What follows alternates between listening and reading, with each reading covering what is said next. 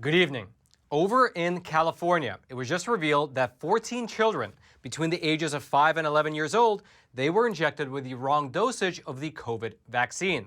Meanwhile, earlier today, the FDA has effectively sidestepped their own vaccine advisory committee, and they approved both the Pfizer and Moderna booster shots for all adults. And as a response, some states are already beginning to change the definition of the term fully vaccinated to mean having gotten 3 shots. And then lastly, according to an inside source, Bank of America is testing a new pilot program wherein they are segregating their unvaccinated employees from their vaccinated employees. They are essentially creating a separate facility that will be monitored so that people do not commingle. Let's go through it all together.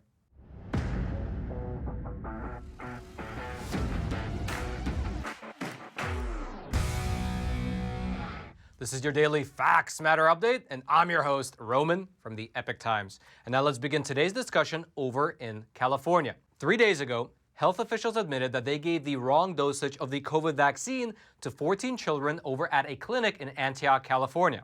Specifically, a pediatric clinic called Sutter Health, which is located over in Antioch, California, that's a city sort of in the middle of the state, they admitted to giving 14 children the wrong dosage of the COVID vaccine. Here's specifically what Dr. Jimmy Hu is the chairman of the local COVID task force in that city, here's what he said in the statement. This weekend, 14 patients at our Antioch Pediatric Vaccine Clinic received vaccines with an incorrect amount of dilutant. As soon as we learned of this, we contacted the parents and advised them of the CDC guidance in this situation. He further added that these children might experience some adverse reactions from the incorrect dosage. Here's what he said on this front. According to the CDC, patients who receive vaccine with an incorrect dilutant volume may experience arm soreness, fatigue, headache, or a fever in response to the dose given.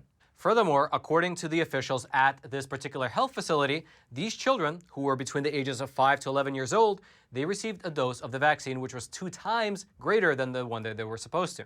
And speaking with a local NBC affiliate, an infectious disease expert over in California, a man by the name of Dr. Peter Hong, he explained what likely happened at this healthcare facility. Here's what he said. As vaccines get drawn out for kids or for adults, you get it in a concentrated form, just like orange juice, for example. Then you dilute the concentrate and draw it up in a syringe.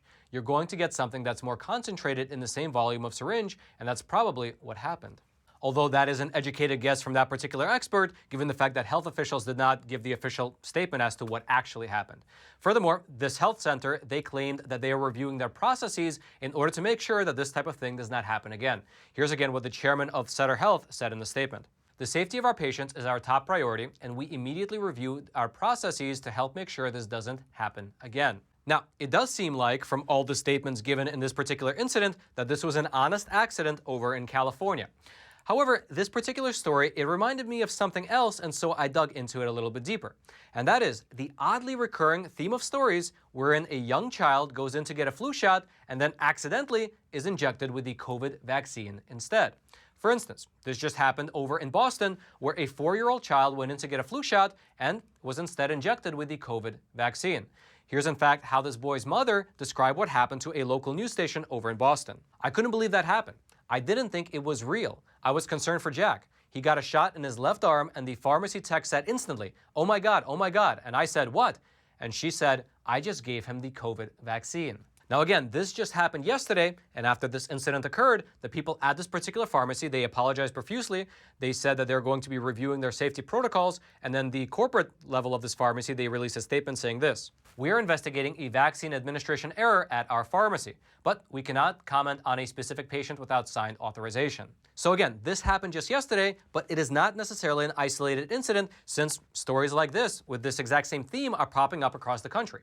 For instance, less than a month ago, 2 young boys over in Louisville, Kentucky, they likewise went into their local CVS in order to get a flu shot, but they were instead injected with the COVID vaccine. And then similarly, in that very same week, a woman down in El Paso, Texas, she likewise went into her local pharmacy to get a flu shot, but she was again instead injected with the COVID vaccine. Here's in fact what that particular woman down in Texas had to say. The pharmacist didn't ask my name, my birth date, or what I was there for. And she poked my arm and said, oh no, I gave you the COVID shot and I was there for the flu shot. I had no idea anything like this would happen.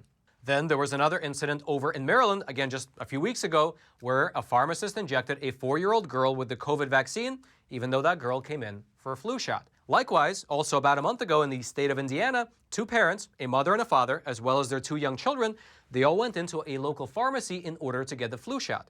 But instead, all 4 of them, the mother, the father, and their 2 young kids, they were all injected with the COVID vaccine instead, and then they actually had to deal with some adverse symptoms. Here's in fact what the parents in the situation, here's what they said happened when they got home from the pharmacy. After we got home, they called us and told us that they had made a mistake and had given us the wrong shot.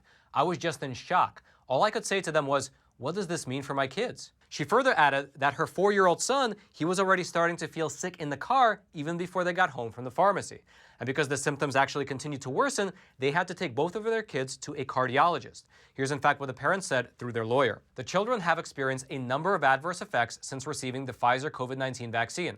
Fever, body aches, cough, headaches, and nausea are among the symptoms the children are experiencing. The 4- and 5-year-old are also under treatment of a pediatric cardiologist for tachycardia and elevated blood pressure, respectively. Then after several days, the parents said that the 4-year-old son got better, but the condition of their 5-year-old daughter actually worsened. Here's what they said. Her blood pressure is in the 98th percentile and she continues to have no energy. Furthermore, the parents themselves, this mother and father, they said that they continue to slowly recover from the symptoms that set in shortly after they received the shot, including high blood pressure, fevers, chest pain, as well as headaches. Here's in fact what the father said on this front. It's been well over a week and I still have high blood pressure and chest pain. The father stated that he continues to be monitored by his doctor for both blood pressure as well as chest pains.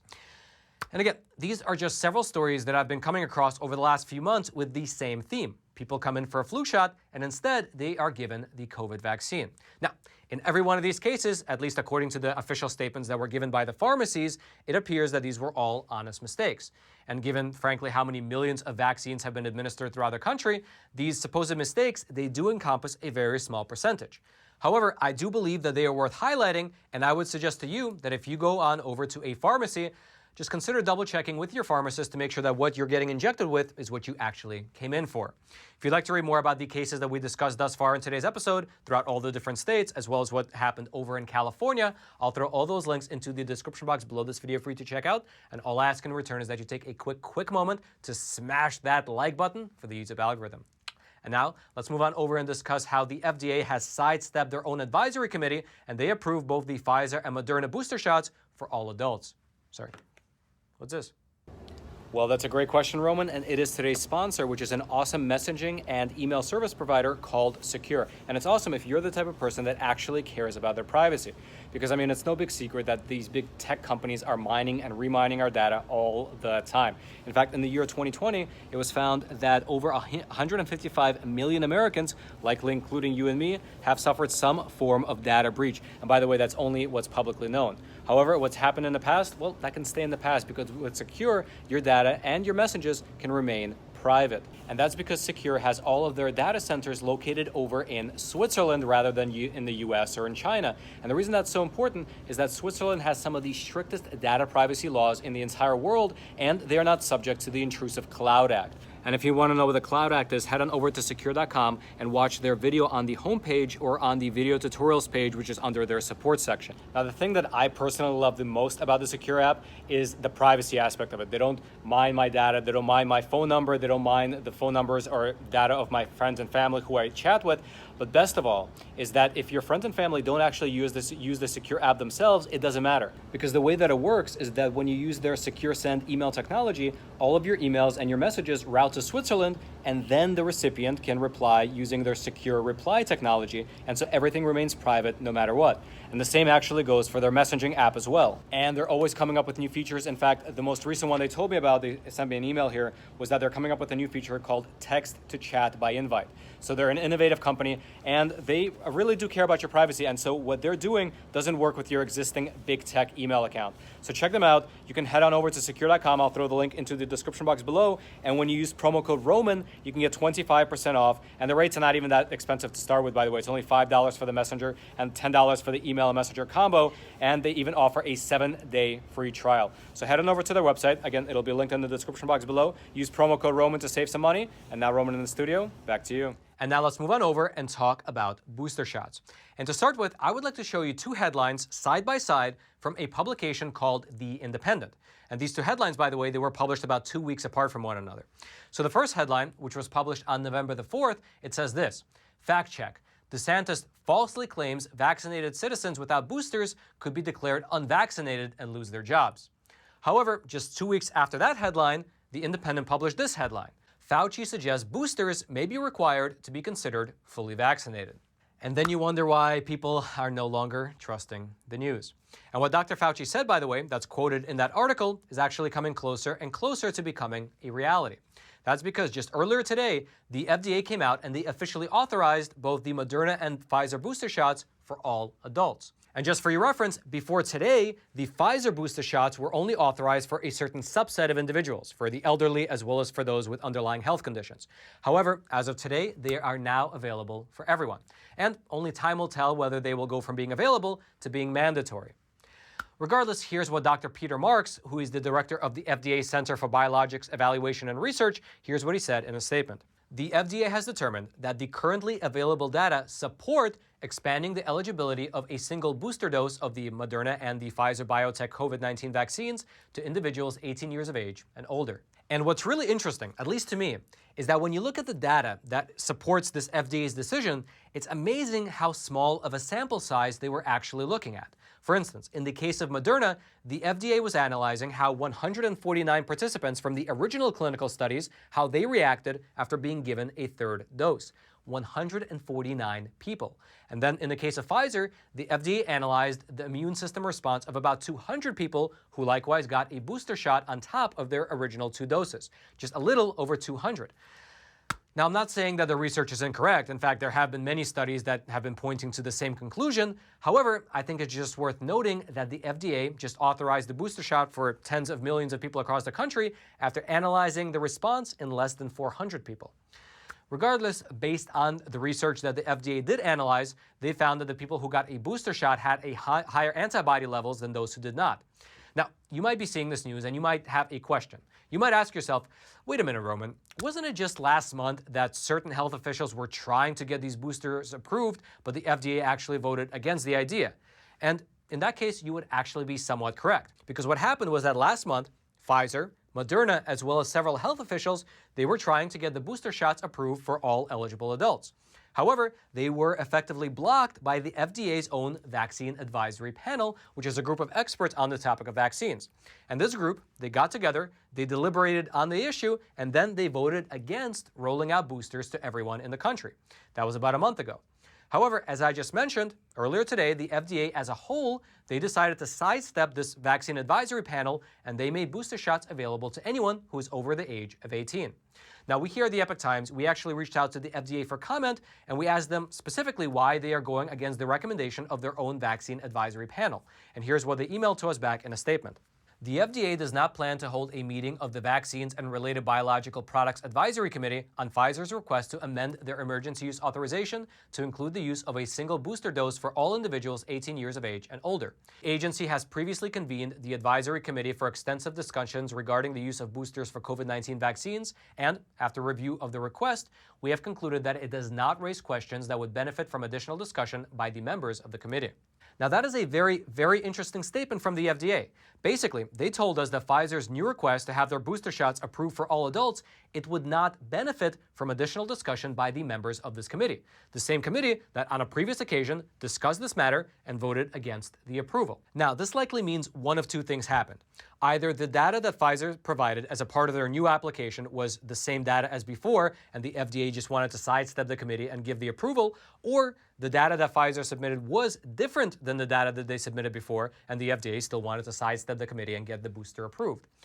Either way, the result turned out to be the same. Although we here at the Epoch Times, we actually got a chance to speak with Dr. Paul Offit, who actually sits on the advisory panel himself, and he said this to us in an email. I think it would have been of value for the public to hear an open discussion about the need for boosters. I wish we had had the chance to discuss this. Regardless, though, the booster shots are now approved for all eligible adults, and according to a statement that was made by Dr. Fauci earlier this week, he said that it is these booster shots that will help to bring COVID from the level of a pandemic down to the level of an endemic. Here's what he said in the statement. Look what other countries are doing now about adopting a booster campaign virtually for everybody.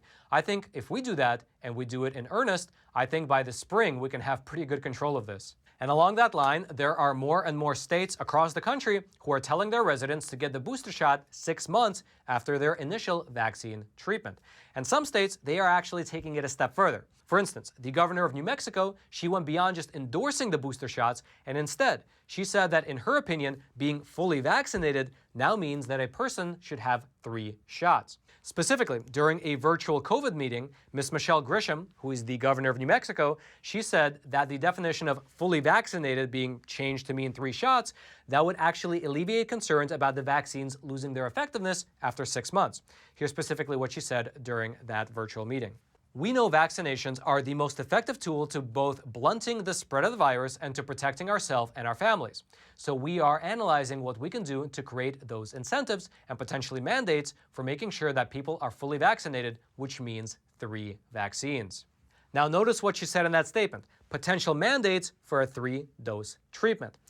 And by the way, it's not just in New Mexico either, because the administrations in the states of Arkansas, California, Colorado, New Jersey, New York, as well as West Virginia, they are likewise pushing for these booster shots as well, which actually brings us back full circle to those 2 headlines from The Independent that we looked at the beginning of the segment, in which they claimed that Governor Ron DeSantis was actually false when he said that we are on a slippery slope to having vaccinated people who have gotten 2 doses, once again being considered unvaccinated if they don't get a 3rd dose. And to be frank with you, if you follow the news cycle as closely as I do, it's rather amazing to see that what's considered a conspiracy theory just yesterday is quite literally front-page news on mainstream media today. Regardless, if you would like to read more about the FDA's approval of the 3rd booster shot or the coming change in what the term fully vaccinated actually means, I'll throw those links into the description box below this video for you to check out. And all I ask in return is that if you haven't already, take a quick moment to smash that like button for the YouTube algorithm. And now, since we're on the topic of discussing things that were once considered conspiracy theories coming true, let's move on over and discuss how Bank of America is testing a pilot program for separating their vaccinated employees from their unvaccinated employees. According to a source who spoke with us under the condition of anonymity, he revealed that Bank of America is testing a pilot program to separate their vaccinated employees from their unvaccinated employees over at their administrative building in Jacksonville, Florida.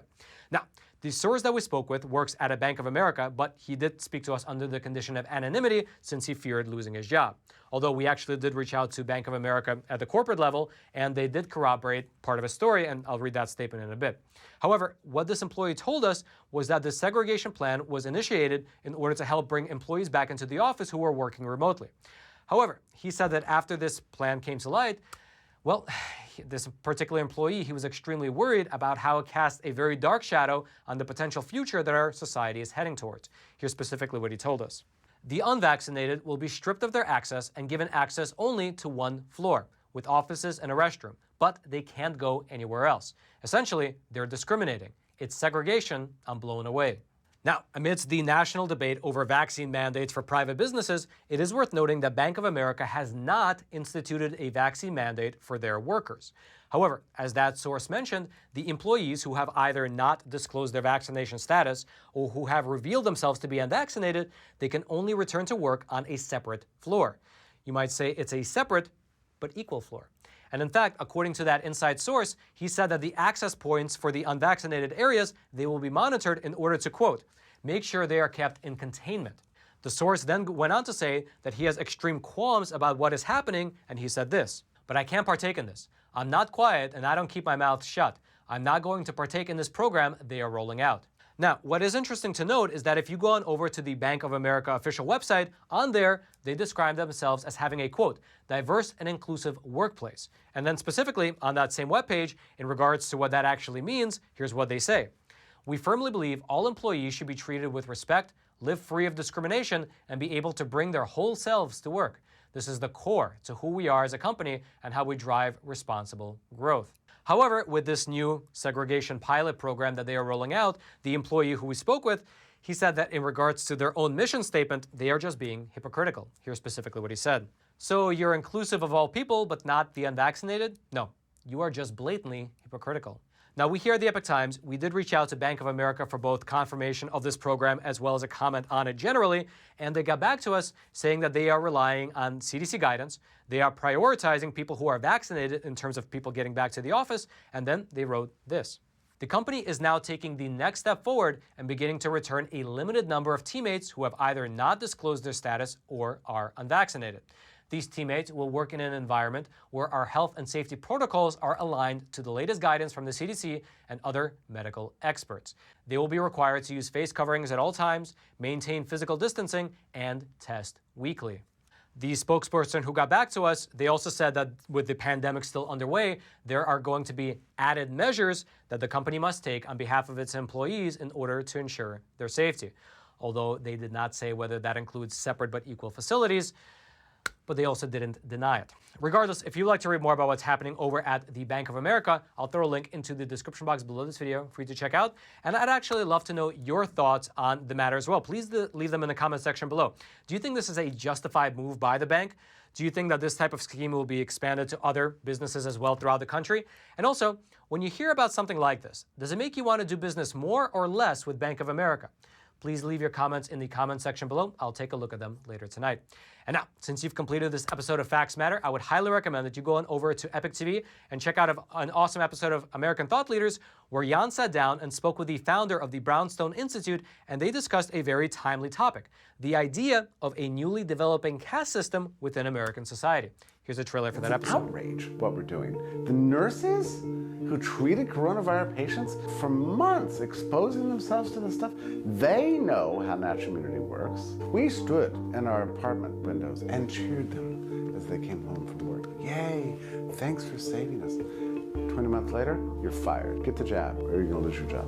At the Brownstone Institute's inaugural conference, we sat down with Brownstone's founder and president, Jeffrey Tucker, to discuss his vision to create an intellectual sanctuary for free discussion and scientific inquiry. Because we've got a ruling class that's not going to admit error. So that's when the lies began. And the lies have not stopped. We live in a world of lies. If you want to check out that awesome episode, as well as all the other phenomenal content over on Epoch TV, I'll leave a link for it. It'll be right there at the very top of the description box. I hope you click on it. I hope you check it out. I hope you subscribe. And I hope that you join us on this journey of exploring this beautiful, beautiful world through honest journalism that is based in truth and tradition.